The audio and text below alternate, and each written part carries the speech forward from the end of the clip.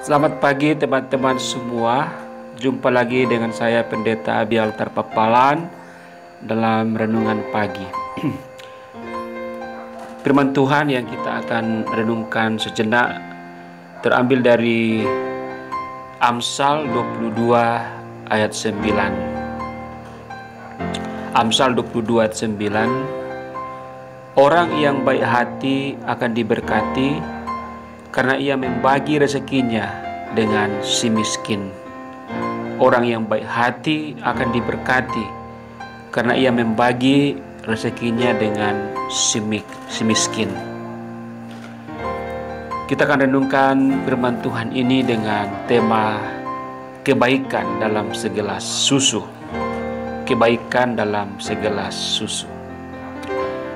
Diceritakan bahwa ada seorang anak sekolah yang berangkat ke sekolah dengan membawa ransel atau tas ranselnya di punggungnya yang tampaknya penuh buku. Namun wajahnya terlihat lemas karena belum sarapan sebelum berangkat ke sekolah. Jadi perutnya keroncongan. Karena dia berasal dari keluarga yang miskin, sarapan pun tidak mampu untuk disiapkan. Sehingga dia terjatuh, dan kebetulan dia terjatuh di depan rumah seorang janda tua. Segera perempuan itu memanggil orang-orang untuk membopong anak itu ke rumahnya. Lalu ibu janda tua itu melayani anak itu, memberi anak itu segelas susu. Dan tidak sampai di situ, setelah anak ini bisa bangun, dia pun mengantarkannya ke sekolah. Dan setelah di sekolah dia kaget karena ternyata anak ini juga mempunyai masalah di mana uang sekolahnya menunggak beberapa bulan. Didorong oleh rasa kasihan, perempuan tua itu membayar tunggakan itu. Lalu dia kembali ke rumahnya. Dan sejak itu tak pernah lagi bertemu dengan anak itu. Tetapi anak itu sempat menanyakan nama orang tua itu dan juga di mana tinggal. Lalu berpuluh-puluh tahun, beberapa puluh tahun kemudian, perempuan tua itu mulai sakit-sakitan. Dia dirawat di sebuah rumah sakit kecil, tetapi karena rumah sakit itu tidak mampu untuk menolong atau menyembuhkan penyakit ibu tua itu, maka dia pun dirujuk ke rumah besar, dan tentu saja dengan biaya pengobatan yang amat mahal.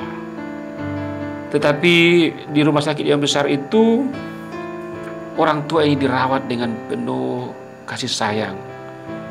Dia diberi kamar yang bagus dan perawatan yang sangat intensif. Seorang dokter spesialis yang juga adalah pimpinan di rumah sakit besar itu turun tangan merawatnya dengan sangat-sangat ramah. Dan selama sebulan dia dirawat, akhirnya dia sembuh. Dan ketika dia akan pulang ke rumah, ibu janda itu berkata, "Pak, saya tidak punya uang untuk membayar semua biaya perawatan. Saya seorang janda, tidak punya anak. Saya mungkin akan menjual rumah saya untuk membayar biaya rumah sakit ini." Dan kemudian dokter itu hanya tersenyum. "Ibu, jangan terlalu memikirkan biaya pengobatanmu," kata dokter itu dengan begitu ramah. "Mengapa dokter berkata demikian?" tanya si ibu itu. "Segelas susu, sebutir telur, dan sepotong ikan cukup untuk membayar biaya pengobatan ibu. Kebaikan ibu dalam segelas susu." Perempuan itu bertambah heran. "Bagaimana bisa?" katanya. Lalu sang dokter itu berterus terang bahwa, "Sayalah anak yang ibu tolong puluhan tahun lalu. Saya masih ingat nama ibu. Dan ketika ibu masuk dalam rumah sakit ini, saya mencari tahu asal-usul ibu, dan benar, ibulah yang menolong saya. Ketika waktu itu saya jatuh, ketika waktu itu saya harus membayar uang sekolah tunggakan, dan ibu membayarkannya, menolong saya. Saya tidak tahu bagaimana jadinya seandainya ibu tidak menolong saya waktu itu. Perempuan tua itu turut tersenyum. Dia tidak menyangka bahwa bantuan kecil kepada seorang anak puluhan tahun lalu pada waktunya berbuah abad banyak. Dia teringat ucapan Yesus dalam Matius 5 ayat 7. Berbahagialah orang yang murah hatinya, karena mereka akan beroleh kemurahan. Teman-teman yang dikasihi oleh Tuhan Yesus, benar sekali firman Tuhan pagi ini.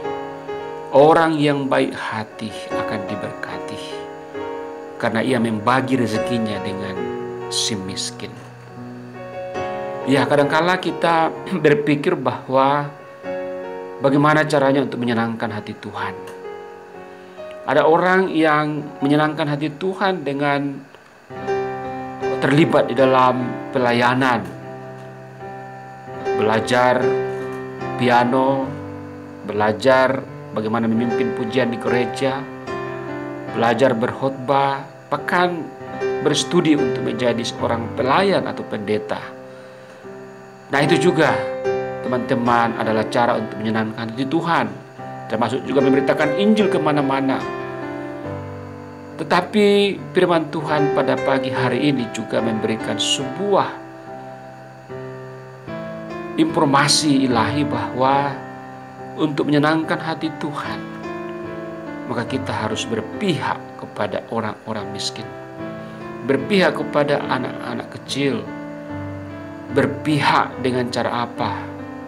Dengan cara membagi rezeki dari kekurangan kita. Dalam ilustrasi tadi atau cerita tadi, seorang janda tua menjadi teladan membantu seorang anak sekolah yang jatuh karena tidak makan karena kemiskinannya, juga membayar uang kuliah karena membayar uang sekolah anak itu karena kemiskinannya. Membagi rezeki di tengah-tengah kekurangan, itu adalah sangat menyenangkan hati Tuhan. Dan Tuhan tidak buta, Tuhan tidak lupa segala kebaikan kita. Di ending cerita tadi, bagaimana ibu janda itu menerima berkat dari Tuhan pun melalui anak yang dia tolongnya berpuluh tahun yang silam. Tetapi sebetulnya itu adalah pertolongan Tuhan. Nah, maukah kita menjadi orang-orang yang diberkati? Maukah kita mempunyai masa depan atau hari depan yang penuh harapan? Maukah kita menjadi contoh bagi generasi kita yang akan datang, bahwa kita adalah orang-orang yang tidak egois, yang tidak hanya mementingkan kepentingan diri sendiri dan keluarga sendiri, golongan sendiri, tapi mementingkan kepentingan dan kebutuhan orang lain, siapapun juga, tanpa memandang suku, agama, latar belakang yang lain. Kita harus berbagi. Di tengah-tengah COVID-19, kita tentu melihat, menyaksikan banyak orang yang terpapar COVID. Banyak juga orang yang di PHK, banyak orang yang putus sekolah, dan banyak pengemis di jalanan. Mari kita yang punya hati, yang diberkati firman Tuhan pagi ini, segera melakukan tanggung jawab kita. Dan lihat, Tuhan akan berkata, berbahagialah orang yang murah hatinya, karena mereka akan beroleh kemurahan. Kemurahan dari mana? Kemurahan dari Tuhan.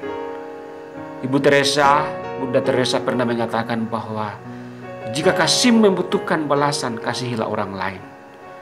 Seperti obor yang membutuhkan minyak, demikianlah kasih membutuhkan orang lain untuk dikasihi. Teman-teman semua, selamat hari Minggu. Kiranya firman Tuhan ini juga melengkapi kita hari ini dan seterusnya. Mari kita berdoa. Terima kasih Bapa, Engkau Maha Baik, selalu membukakan rahasia untuk diberkati dan juga untuk memuliakan nama Tuhan. Terpuji-pujilah namamu. Haleluya. Amin. Demikian firman Tuhan pagi ini, saudara-saudara dan teman-teman. Selamat beribadah, selamat beraktivitas. Kristus bersama kita selalu. Haleluya. Amin.